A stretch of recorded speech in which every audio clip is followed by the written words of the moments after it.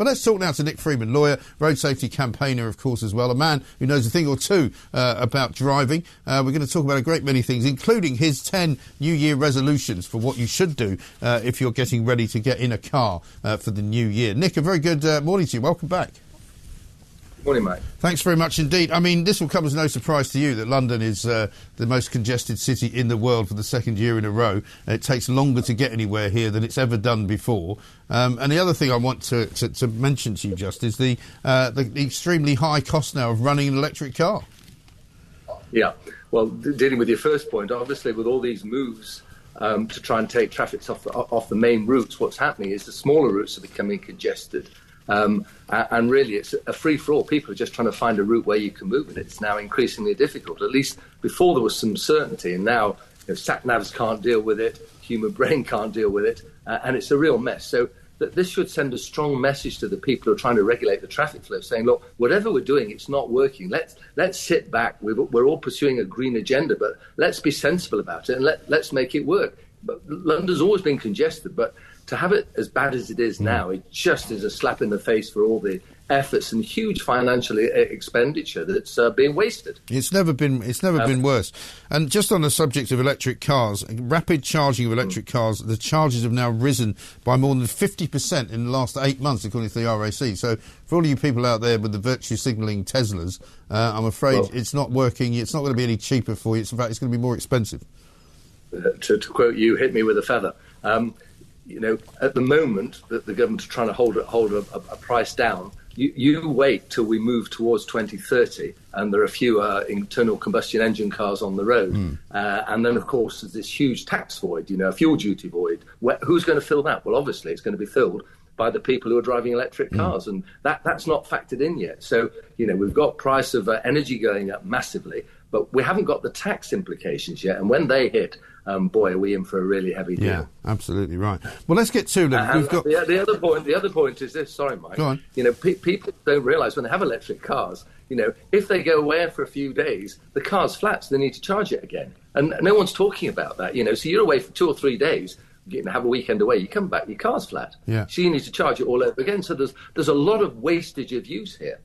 Absolutely right. It's definitely not the bonus that everybody thought it might be. It doesn't save the planet either, but that's another story. Let's get on to your top 10 motoring tips and motoring resolutions. The first one being, don't overtake and then hog the lane you've moved into.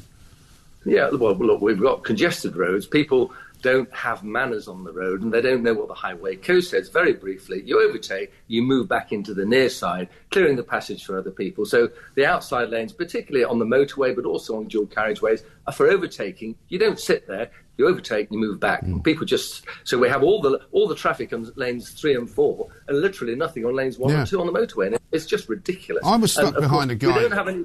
I was stuck behind a guy on the M25 the other day who was hogging the outside lane. He was actually doing about 65 in the fast lane. There was no other traffic to his left. But for some reason, he just remained in that lane. I can't imagine why. And it presents a huge challenge to the driver because you've got to sit and wait, not be aggressive, don't tailgate him, keep your distance, flash him, maybe indicate him. If he's not going to move over, you then need to make a decision, am I going to undertake or not? And if you do, on the face of it, you're committing an offence. Yes, and that is a problem. If you've had a heavy night on the tiles, don't assume you'll be below the limit in the morning. Yeah, my advice is if you've been drinking heavily the night before, don't drive the next day. Alcohol stays in your system for a long time. And the number of clients we have who, sobriety has nothing to do with it. It's just the alcohol that stays in your system. And people think, I'm sober, I feel fine, I feel great. I'm wash my mouth out with, something to stop me smelling of alcohol. If the police breathalyze you and you're over, it doesn't help you to say, sorry, it's from the night before. You're over and that's it. And people underestimate how long alcohol stays in your body. Yes. Now, the next one is a bugbear of mine. Indicate. Even if there doesn't seem to be anybody around. And the reason I say it's a bugbear of mine is roundabouts. People drive me insane when you're seeing them coming towards you and you're giving way to them, but you don't know which way they're going because they haven't bothered to indicate.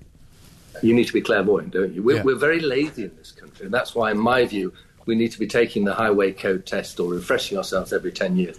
People are lazy, they're ignorant. It's up there with lane hogging. People just don't indicate, and of course that causes uncertainty, it causes delay, and it causes congestion. So why don't drivers just indicate when they're going to move away from the roundabout. And the other point is, as you approach a give way sign, look as you approach it. You don't need to come to a stop. Look to your right if the traffic's coming from your right, and then you just keep moving. And it saves the environment and it helps us move more smoothly, doesn't it? I had another bad one the other day, merging onto an A road, a dual carriageway, and the guy in front of me, and as we came around a bend together, he was in front of me, came to a complete stop instead of just merging, and I was like, fortunately I was paying attention, or else he would have been a very nasty crash up the back end.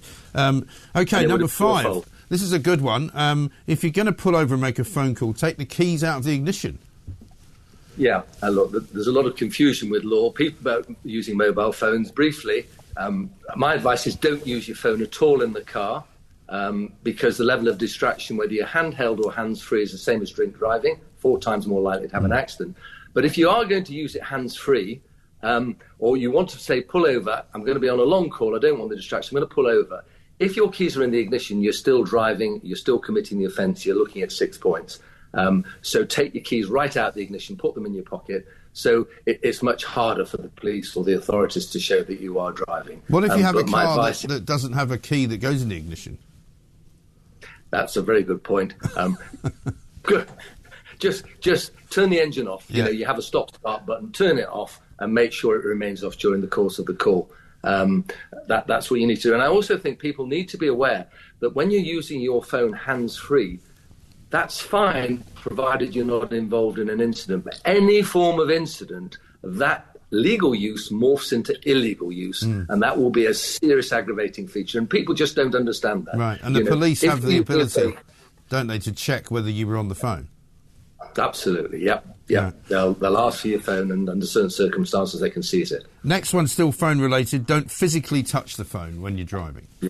We've just touched that. Leave it alone.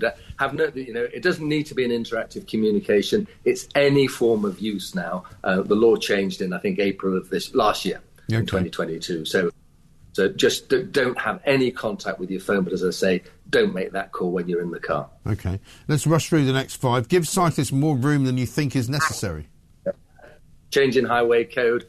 At least 1.5 metres more. Give them as much as you can. However aggravated it is, you do not want to hit a cyclist. Just give them a massive amount of room. Be patient, wait and overtake, even if you think what they're doing is outrageous. If you have got a camera and you feel that they're committing offences, you can record it. But again, who's cycling, you don't know. Yeah. Just look after your own situation and theirs. Give them massive space, a minimum of 1.5 metres. And remember, if they are cycling and you're on a double line, there's a double line down the centre of the road, you cannot overtake, even if it's clear. Okay.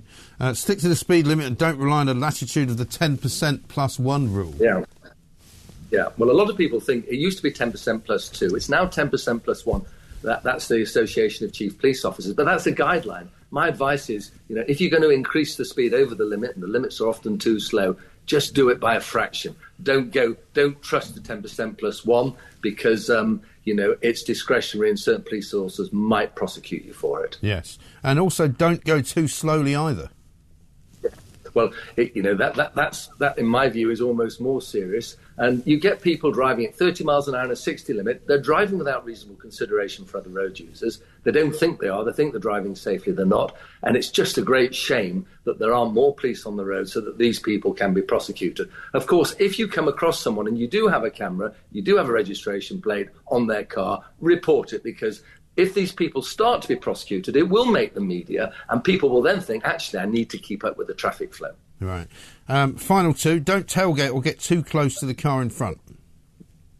Well, look, to try and preserve road safety, give yourself at least 2 seconds distance. The worst thing, if you hit a car from behind, prima facie, it's your fault, and you've got to assume, that car might do an emergency stop, and you will be amazed, particularly in inclement conditions, how long it takes for your car to come to a halt if they slam their brakes on. So just give it plenty of room. It's not worth it. You're not going to get there any more quickly. Indeed. And finally, keep a good space away from meandering vehicles. This is a good one. I do this, actually. Well, we all see it, don't we? We see it particularly with lorries. You see vehicles and they're moving around in the lane. Just give them space, because they're obviously committing an offence. They're obviously distracted, probably sat nav, probably phone, having a sandwich, having a drink. give them space so that you do not have to come into contact with them if they're unaware of your presence there. It's preserving your own safety. So these things are all designed just to try and make the roads a little bit safer for 2023. Excellent stuff. Well, let's hope that when we do talk about the roads in 2023, we're not having to talk about bad things, and maybe we'll be talking about improvements. Who can say? Nick, good to talk to you. Thanks very much indeed. Nick Freeman, lawyer and road safety campaigner, with some very good advice, actually. I know some of it might seem a bit obvious, but it is good advice because he knows the law and he knows what you can and cannot do. And certainly the things that you've just heard there are things that you should do at the very least.